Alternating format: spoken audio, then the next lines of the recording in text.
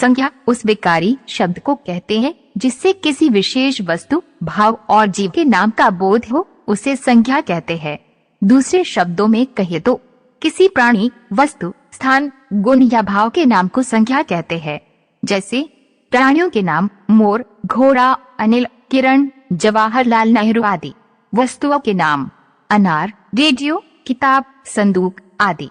स्थानों के नाम कुतुब मीनार, नगर, भारत, मेरठ आदि। भावों के नाम वीरता, बूढ़ापा, मिठास आदि।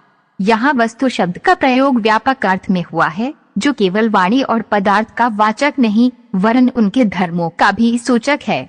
साधारण अर्थ में वस्तु का प्रयोग इस अर्थ में नहीं होता, अतः वस्तु के अंतर्गत प्राणी, पदार्थ और धर्म आते हैं। इन्हीं के आधार पर संज्ञा के भेद किए गए हैं।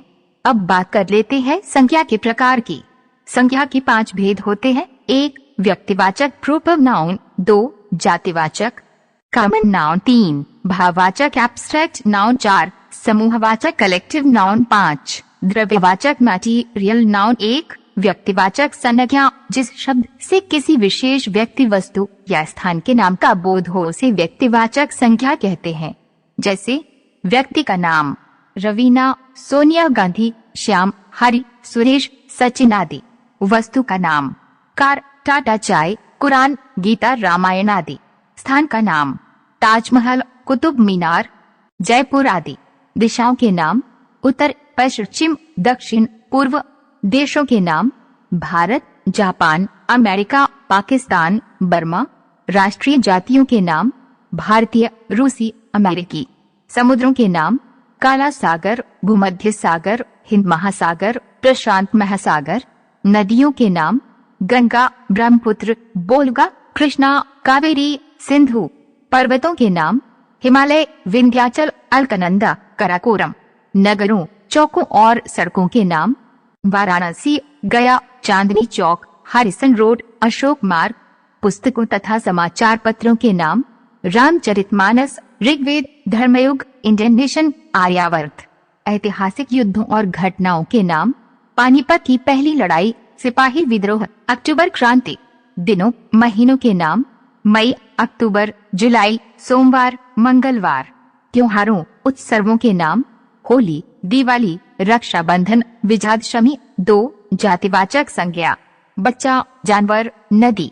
अध्यापक, बाजार, गली, पहाड़, खिड़की, स्कूटर आदि शब्द एक ही प्रकार प्राणी, वस्तु और स्थान का बोध करा रहे हैं, इसलिए ये जातिवाचक संज्ञा हैं, अर्थात ये सभी एक जाति को दर्शाते रहे हैं। इस प्रकार जिस शब्द से किसी जाति के सभी प्राणियों या पदार्थों का बोध होता है उसे जातिवाचक संज्ञा कहते हैं। जैसे लड़का, पशु पक्षियों, वस्तु, नदी, मनुष्य, पहाड़ आदि। लड़का से राजेश, सतीश, दिनेश आदि सभी लड़कों का बोध होता है। पशु पक्षियों से गाय, घोड़ा, कुत्ता आदि सभी जाति का बोध होता है। वस्तु से मकान, कुर्सी, पुस्तक, कलम आदि का बोध होता है। नदी से गंगा, यमुना, कावेरी आदि सभी नदियों का बोध होता है। मनुष्य कहने से संसार की मनुष्य जाति का बोध होता है। पहाड़ कहने से संसार के सभी पहाड़ों का बोध होता है। 3 भाववाचक संज्ञा थकान, मिठास, बूढ़ापा, गरीबी, आजादी, हंसी, चढ़ाई, साहस, वीरता आदि शब्द भाव, गुण, अवस्था तथा क्रिया के व्यापार का बोध करा रहे हैं, इसलिए ये भाववाचक संज्ञाएं हैं। अर्थात मनुष्य के अंदर किसी प्रकार का भाव उत्पन्न होता है वह भी संज्ञा है। इस प्रकार जिन शब्दों से किसी प्राणी या पदार्थ के गुण, भाव, स्वभाव या अवस्था का बोध होता है उन्हें भाववाचक संज्ञा कहते हैं। जैसे उत्साह, ईमानदारी, बचपन आदि। इन उदाहरणों में उत्साह से मन का भाव है, ईमानदारी से गुण का बोध होता है, बचपन जीवन की एक अवस्था या दशा को बताता है। अतः उत्साह, ईमानदारी, बचपन आदि शब्द भाववाचक संज्ञाएं हैं। हर पदार्थ का धर्म होता है। पानी में शीतलता, आग में गर्मी, मनुष्य में देवत्व और पशुत्व इत्यादि का होना आवश्यक है। पदार्थ का गुण या धर्म पदार्थ से अलग नहीं रह सकता। घोड़ा है तो उसमें बल है, वेग है और आकार भी है। व्यक्तिवाचक संज्ञा की तरह भाववाचक संज्ञा से भी किसी एक ही भाव का बोध होता है। धर्म, गुण, अर्थ और भाव प्रायः पर्यायवाची शब्द हैं। इस संज्ञा का अनुभव हमारी इंद्रियों को होता है और प्रायः इसका बहुवचन नहीं होता। 4. समूहवाचक संज्ञा।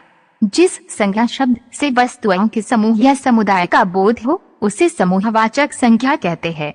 जैसे व्यक्तियों का समूह, भीड़, जनता, सभा, कक्षा, वस्तुओं का समूह, गुच्छा, कुंज, मंडल, घौद। 5. द्रव्यवाचक संज्ञा। जिस संज्ञा से नाप तौल वाली वस्तु का बोध हो उसे द्रव्यवाचक संज्ञा कहते हैं। दूसरे शब्दों में कहें तो जिन संज्ञा शब्दों से किसी धातु, द्रव्य या पदार्थ का बोध हो उन्हें द्रव्यवाचक संज्ञा कहते हैं। जैसे तांबा, पीतल, चावल, घी, तेल, सोना, लोहा आदि। हम आशा करते हैं कि आपको ये वीडियो